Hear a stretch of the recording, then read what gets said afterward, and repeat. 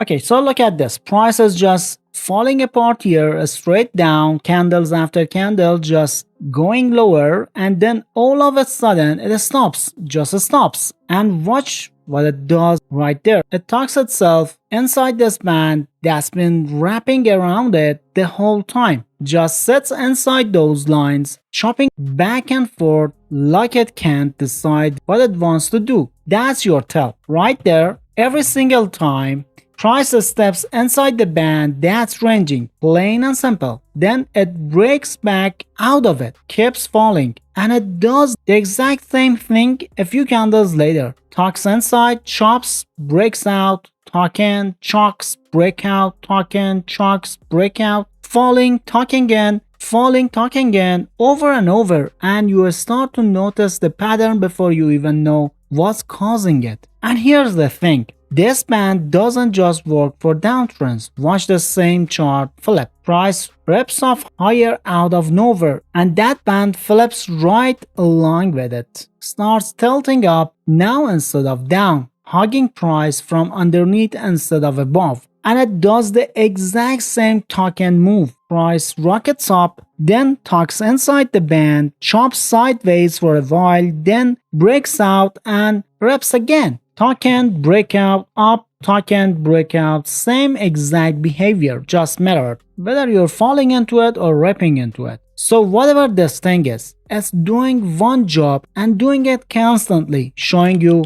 when you're trending and showing you the second things pause and go sideways. Alright, so that band, that's called zone shift, and it's that simple to get on your chart. You just hit indicators, type the name, and it drops right on.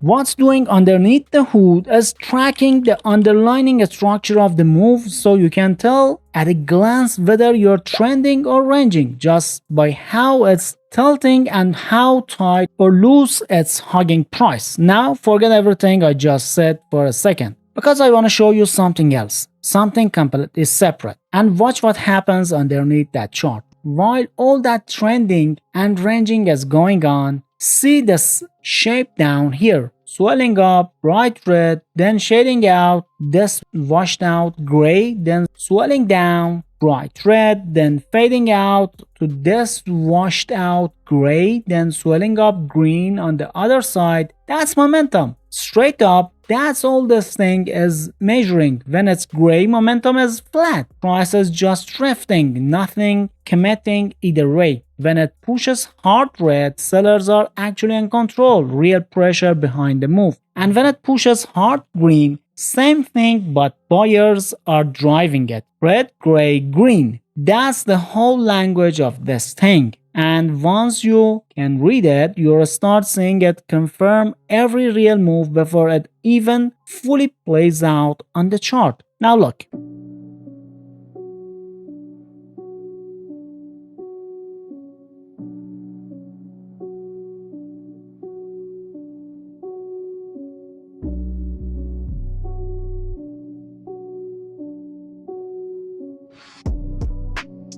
I gotta be honest with you, neither of these two is doing much for you running on their defaults. There are some adjustments that needs to be happen to actually tighten these up for trading. But before we get into any of that, I want you to actually understand how those two work together first, because the settings means nothing if you don't know the logic behind them. So let's get into that part first, and I promise we'll circle back. Here's the actual play. 5 steps. Lock these in. 1. Trend direction. Which way is that band tilting? 2. Rest. Price pulls back and just sits there, tucks inside that band. 3. You mark the resting zone as your support or resistance, whichever it's sitting. 4. Breakout. Price actually pushes through that zone. And 5. This is the one people skip. The range gotta actually clear out, meaning the oscillator gotta confirm it, not just price hooking through it on its own. Watch this on play out. Downtrends confirmed, price resting right under the band, and you mark the little shelf as resistance. Then, boom, it breaks below. And the second it breaks, the oscillator doesn't just dip, it goes hard red, deep red, which is exactly the confirmation you needed. That's step 5 doing its job. Stop goes above that recent swing up near the band. Target set at 1.5 times the risk, and that trade just walks, closes out clean.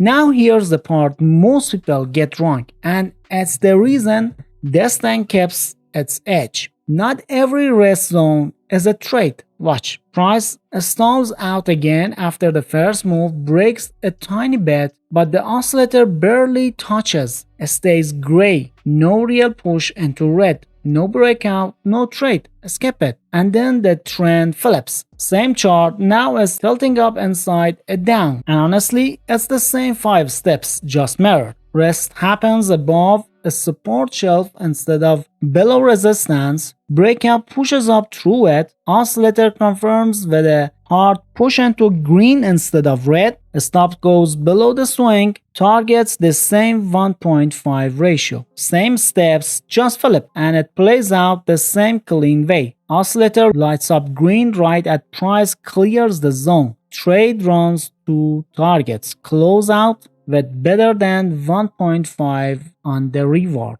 Okay, so now that you actually got the logic down, let's go tighten these up. Because trust me, running these on stock settings is leaving accuracy on the table. Zone shift.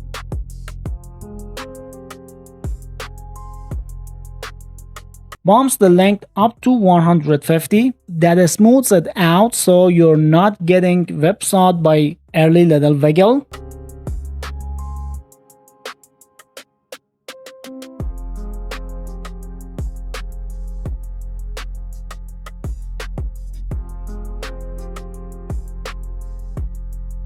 Range oscillator, set your minimum range length to 100.